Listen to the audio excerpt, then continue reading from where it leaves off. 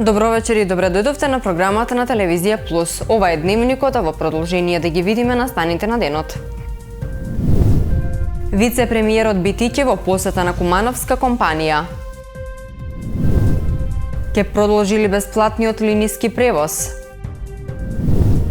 Конкурс за други корисници од областа на културата.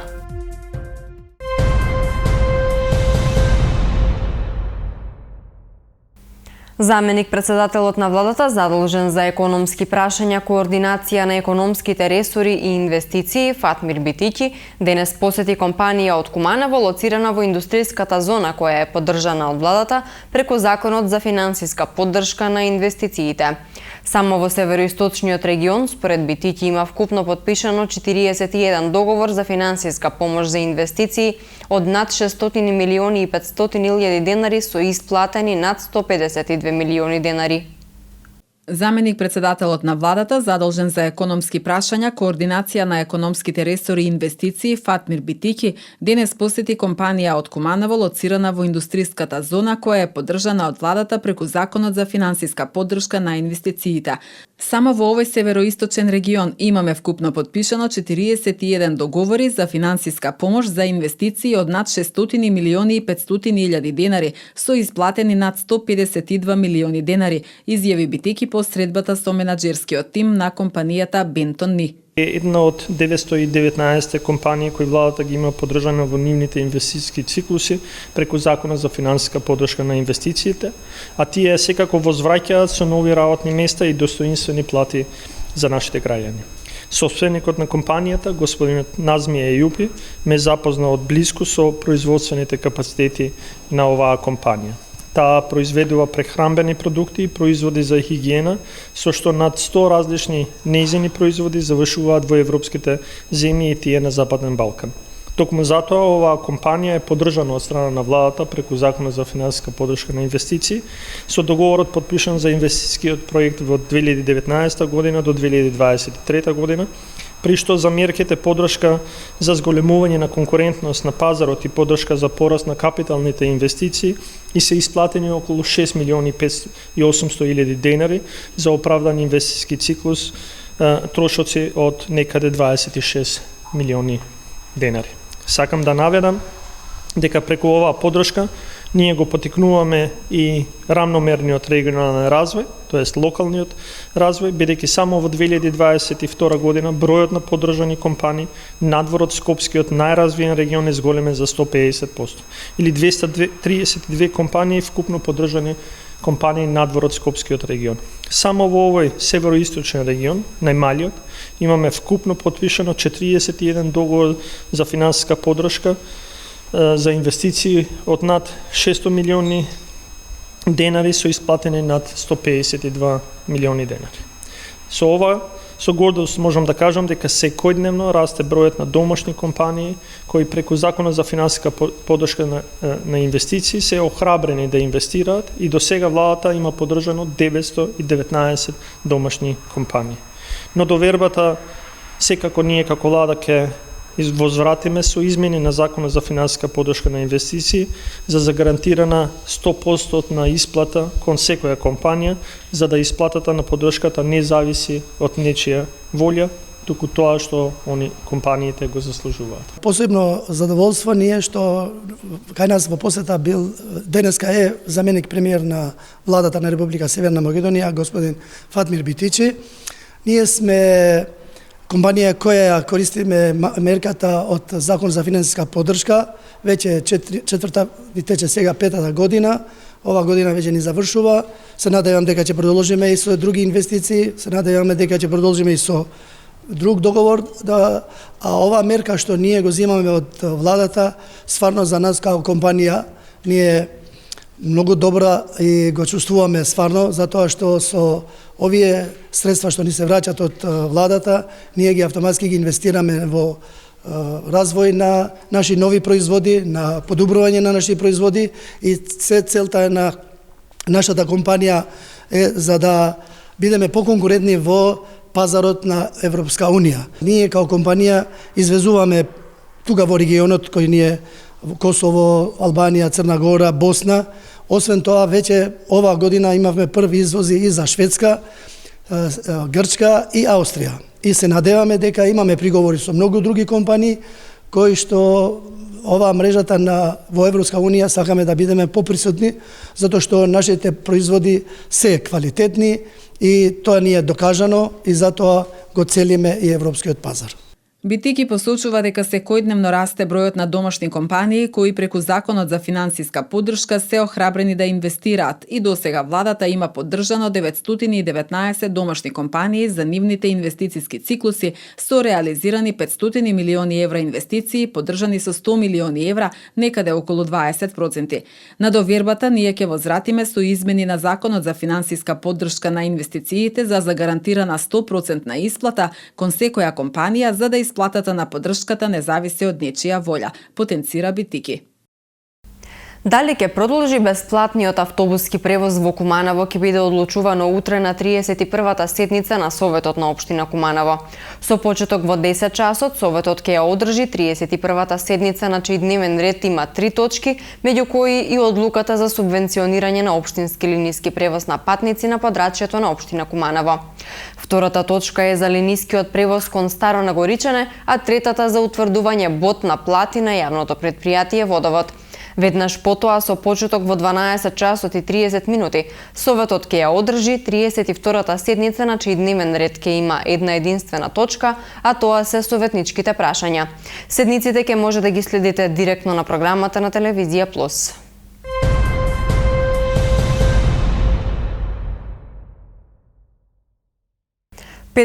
годишен работник се здобил со тешки телесни повреди при извршување работни задачи во фабрика во селото Младо Нагоричане, информираат од МВР. Увид на местото извршила екипа од СВР Куманово и трудов инспектор.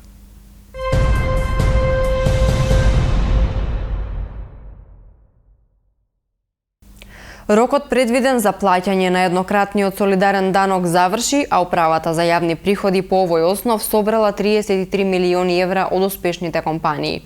Рокот за плаќање на солидарниот данок, кој за прв пат законски се воведува во земјата, траеше од 25 септември до 25 октомври, а УЈП информира дека од 150 даночни обврзници кои го исполниле законскиот критериум, обврската ја завршиле 96 компании.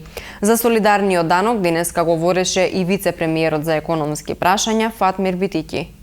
Последните информации, затоа што рокот за исплата на солидарниот данок беше утврден со закон минатата недела, одзивот е навистина соодветен.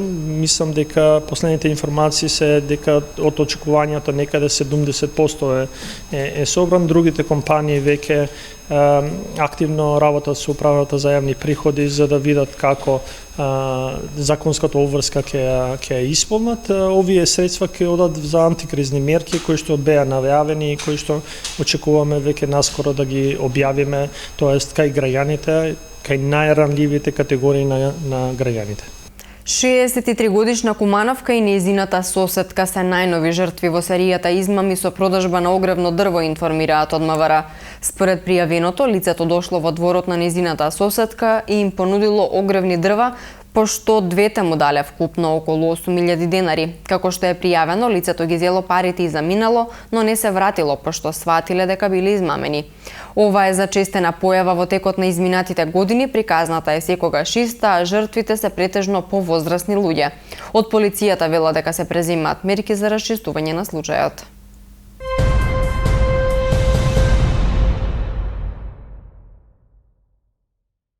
Судскиот совет денеска ја избра судијката Снежана Манев за председател на Основниот суд Куманово, која досега беше вршител на должност на оваа функција, а и претходно беше председател на Кумановскиот суд. Манев беше единствен кандидат на огласот и ги освои максималните 200 бода во квалитативното и квантитативното оценување што го изврши комисијата на Судскиот совет, задолжена за спроведување на овој оглас, а беше избрана со 9 гласа за и 1 против.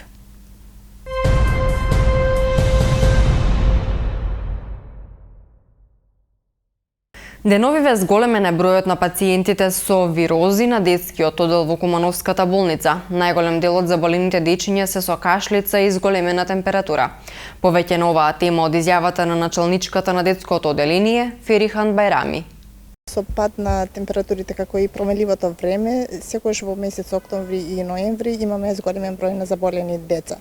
Претежно симптомите кои што превладуваат се кашлица, зголемена носна секреција, покачена телесна температура, првите 2-3 дена пониска, меѓутоа може да се искомплицира, особено кај тие од предучилишна возраст кои се помали со послаб имунитет.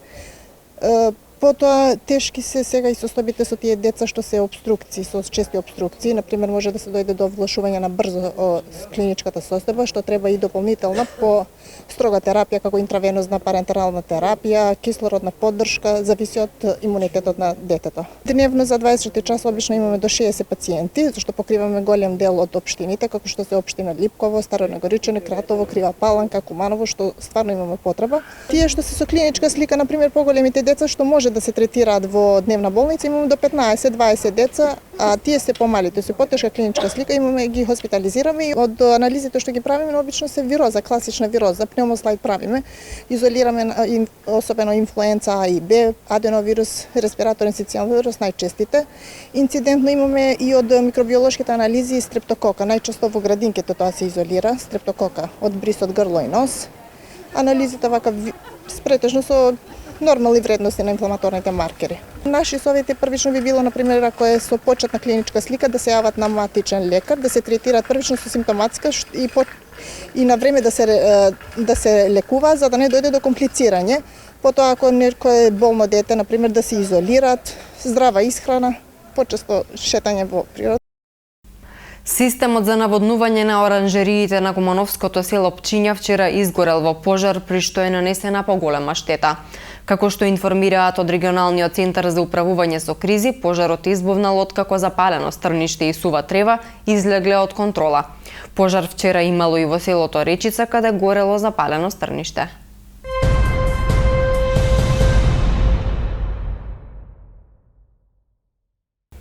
Во тек е конкурсот за други корисници кој секоја година го објавува Министерството за култура, информира директорот на Националната установа Центар за култура Трајко Прокопиев Сашо Тодоровски. Министерството годинава ќе поддржи проекти кои се во функција на развој, промоција и афирмација на културата на Македонија. Министерството за култура на годишните конкурси за финансирање проекти од национален интерес по одделни области и активности од културата и годинава ќе поддржи проекти кои се во функција на развој, промоција, афирмација на културата на Македонија, а конкурсот за други корисници веќе е во тек, информира директорот на Националната установа Центар за култура Трајко Прокопиев Сашо Тодоровски. Право на учество на годишните конкурси имаат сите правни и физички лица државјани на Македонија. Правните лица со исклучок на локалните установи може да конкурираат во најмногу 2 области со најмногу 2 проекта во секоја област, односно едно исто правно лице може да поднесе вкупно 4 проекти. Физичките лица може да конкурираат во најмногу 2 области со еден проект во секоја област, односно едно исто физичко лице може да поднесе вкупно 2 проекта. Во тек е конкурсот за други корисници кој секоја година го објавува Министерството за култура.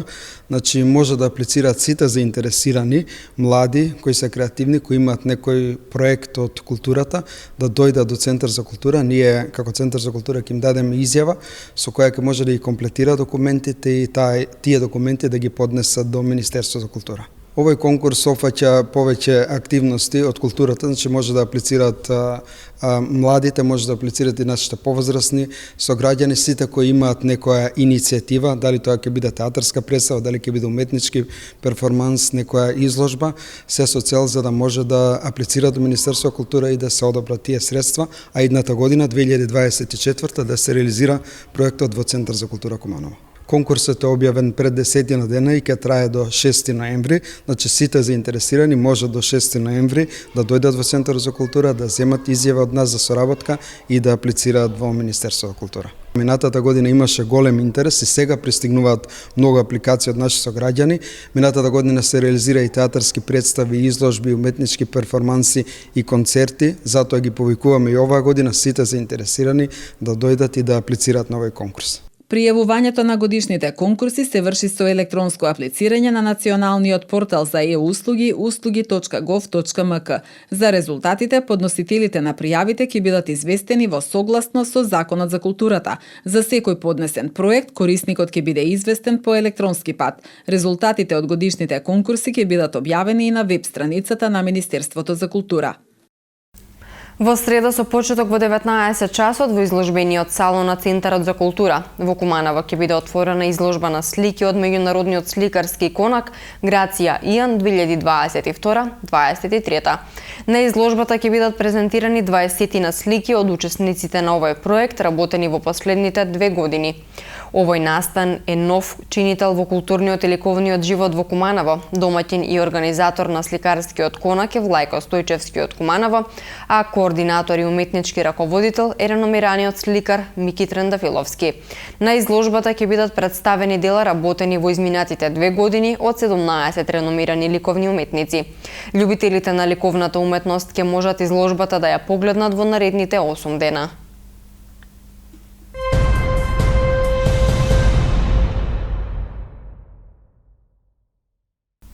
Мирослав Крстевски, кој од 1989 година е председател на културно-уметничкото друштво Панче Пешев, а беше сменет на вонредно изборно собрание минатата седмица, денеска со демант на изјавата на новиот председател Зоран Илиевски.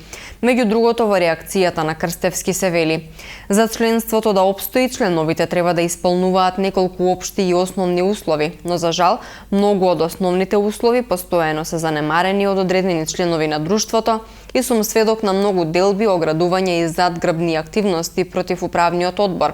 Покрај тоа, сведок сум и на недоволна почит кон предвидените задачи и кон мене лично од страна на одредени членови, како и недолично однесување за време на настапи во државата и надвор. Би сакал да им укажам на сите што го направија овој чекор без мое знаење дека демократијата не значи безредие, задгрбна игра, самоволие и игнорирање на претпоставениот и непочитување на неговите одлуки, туку право на мислење и работење заедно кон решение поволно за сите, почитувајќи ги при тоа општествените норми како и оние пропишани во законот, стои во демантот. Во реакцијата се наведени и сите настапи и учество на меѓународни фестивали на Панче Пешев изминатите години, за кои може да прочитате на сајтот на TV+, tvplus.mk.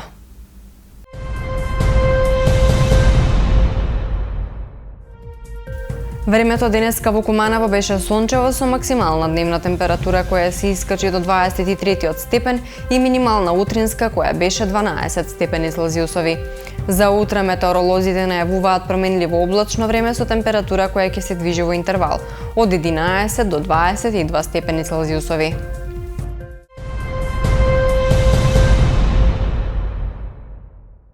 Ви благодарам на вниманието, останете и понатаму со нашата програма.